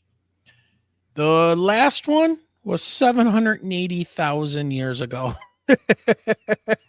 So are we due? Yeah, we're way past due. And not only that, the sun just recently, it does this every 11, 12 years, something like that, I believe. But the sun's magnetic field has flipped. The North Pole is now at the South Pole of the sun, and the South Pole is at the North Pole of the sun. So its magnetic field has changed. So it's very interesting. It's very interesting that now we are in a different polarity, basically, with the sun. And we do have this wandering happening with our poles, even though they say there's no evidence to support that anything bad will happen to living beings when this happens. But you have to ask yourself, though, how does that affect our energy in our bodies? How does that affect our minds? How does that affect our consciousness? Like, how does that affect us? Here's another thing, just on top of what you're saying, Kristi, is look at this image, and we know about ley lines. Clearly there was a ancient megalithic advanced human race that was likely using the energy lines of the earth. Tesla refers to them, right? So this illustration, I think, is good, because I'm actually going to talk consciousness for a minute. Is that although this is representing a pole shift and a magnetic field, these are energy fields, part of a system that when we think of ley lines, we think of straight lines on the ground, but in reality, they're energy lines. And these energy examples, I think, for us to be able to see it as an illustration to when we meditate. And again, we're either deifying or mystifying. I got to learn Wim Hof from Wim Hof, and he stood in front of 150 of us in America a bunch of years ago, and he was like, his term was a little more explicit. He was like, effing demystify. You can do this. I can do this. We all forgot we can do this. Yes. Yeah. And so what isn't it kind of mind blowing then to look at an image like this and think, if depending on whether you're ley lining or not, or you're thinking about the ethereal or collective consciousness, this kind of energetic field system, I think one of the things what I'm getting to, folks, is that RKEO-X, one of the things that we're experimenting with is consciousness. And when we do meditate, I think these are some of the things we have to keep in mind, that it's not just, we think it's so difficult. We blur it with sacred and holy and mystical and whatever, but these kind of energy fields are literally what your mind is playing in, I think, when we're meditating and when we're taking the woo out of it, or when we're really trying to get grounded and plugged into that collective consciousness. I just wonder where our brains can go when we connect to fields like this. Yeah, that's a good point. It's like, especially collectively. Yeah. Like right now I'm thinking of myself as a strand, or you guys as a separate strand. But if this is a place that we're tapping into together, or if we're meditating together, can we, well, we already know. Okay. So for those that don't know, if you make eye contact with someone and you're talking to them for even a few minutes, there is actual scientific information that shows your brain entrainments, your actual brain patterns sync. So everyone's like, oh, that's a mystery. That's interesting. But Sufism, collective dreaming, collective consciousness, collective that literally 30, 40, 50 people can have collective experiences. So in these kind of fields, if we can amplify, if just two people can focus and have, are they capable of amplifying and connecting into some of these magnetic fields and systems? And are we able to then see or hear or experience or communicate to something that is, not anyway? Maybe not in this dimension. Yeah. So that was a great visual, and it wasn't related to pole shifting. Sorry, Wayne. No, that's the visual was great. Well, it's all very fascinating, and there's definitely the problem we have with our modern physical science is that it is just that. It is all about physical science. It's all about the physical. What can you bang on? What can you move around? What can the wind blow? All of this stuff. And the closest thing we have to any kind of consciousness exploring or anything like that, we have psychology. Oh boy. So that whole idea of consciousness and energy fields and all of that stuff is gone. That's been forgotten. People are trying to reconnect. I think some of them are able to reconnect to something else. Yeah. But I think we're kind of screwed, and that might be because of what happened, either 13,000 years ago or 70,000 years ago, or a million. We've gone through, or a million. Who knows how many catastrophes the human race has been through? All I know is that at one point, I think it was Mount Toba, where we were down to anywhere from 5,000 to 10,000 humans stranded in Africa trying to survive. And we can prove all of that through genetics. Yes. Everybody comes from the same tribe or group of people that were, trying to survive. Struggle. There's some recent genetic histories that are showing that there's an out of Asia that's looking very, very plausible. So I think that our very limited snapshot at looking at the genetics we have for that narrative for this round of the Younger Dryas is one thing. But then when we have 120 million year old boot print with a heel, 120 million year old. And no, it wasn't quicksand that dried fast and is actually really younger. No, 120 million year old boot print, 60 million year old skeletons in Table Mountain, and all the other great paleoanthropological finds that Michael Cremo's talked about. So let's just think about that, folks. 120 million year old boot print means that we have a lot of human antiquity that could cause a lot of anxiety. Yeah. If you want to now imagine, but what did they do? It's like, did they have an ark? Was there pyramids? We try to jam everything from some cavemen to some pyramids to where we are today. And it's just a really nice narrative for a TV show. It's just not, here we are. Yeah. I feel like a downer. All right. Kristi, you want to have the last word before we get out of here? Because I think it's time for us to wrap it up. Yeah, no, I think that last visual you put up was just perfect.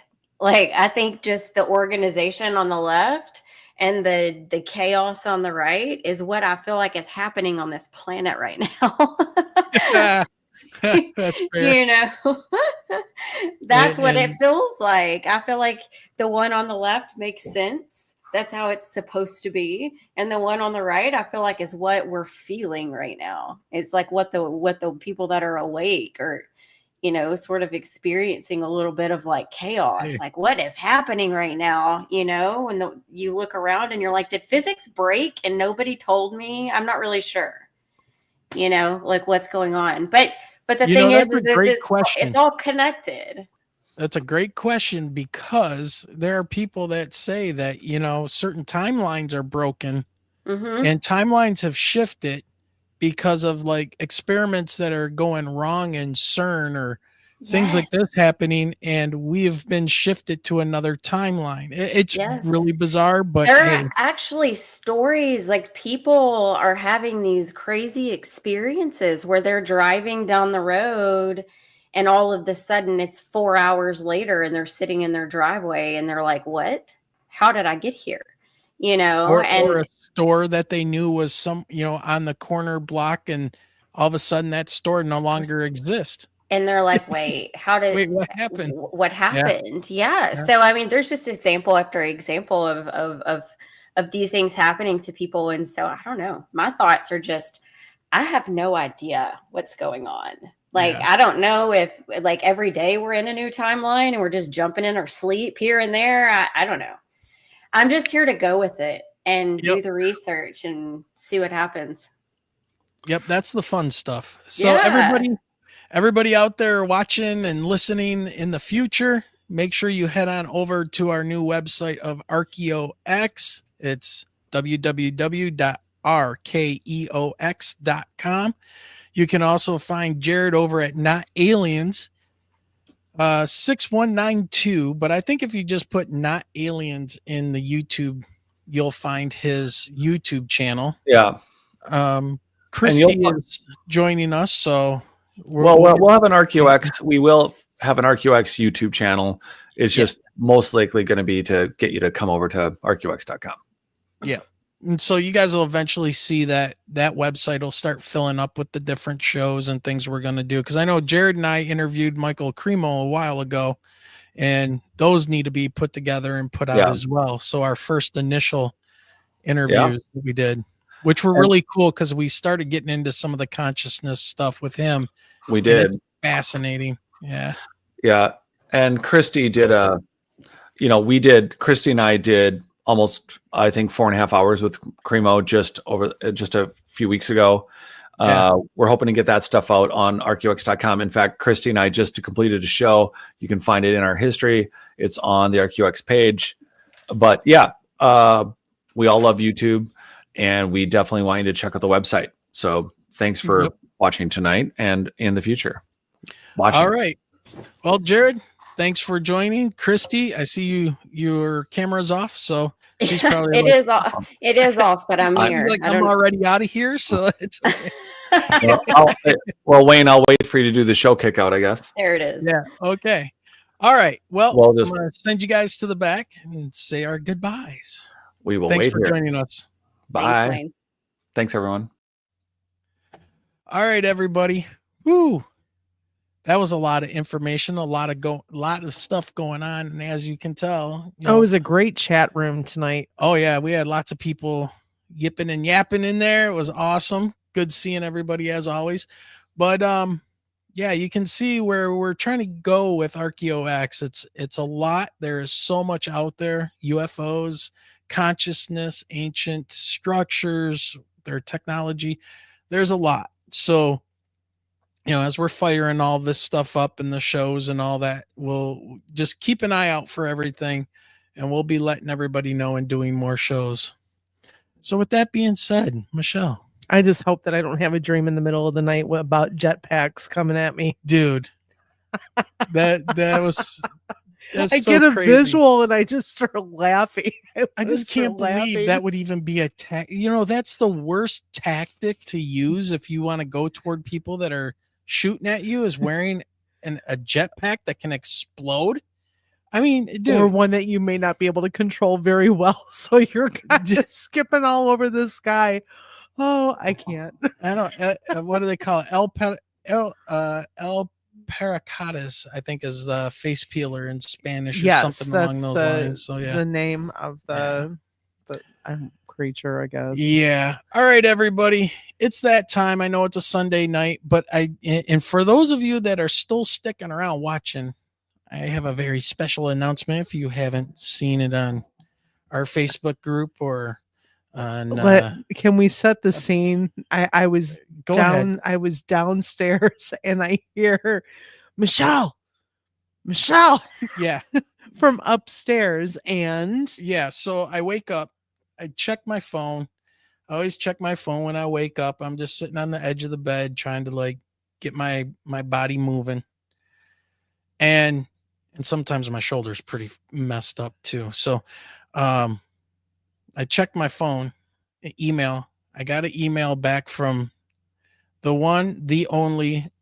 only beard of knowledge that exists out there on these topics, Randall Carlson. So Randall Carlson will be coming on the show.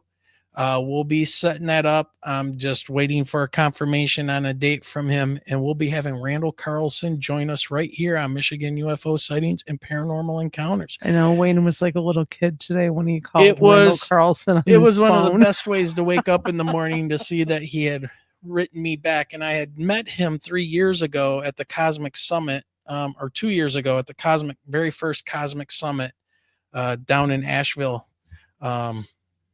So yeah, so I'm hoping to be able to connect with those guys and get things going. And we're going to be talking more and more about this stuff as we get more and more technology into these sites. So, all right, Michelle, with that being said, what do we say? Have a great night, everyone. Have a great night, everybody. And remember, keep your eyes to that Sky. sky. Jeez.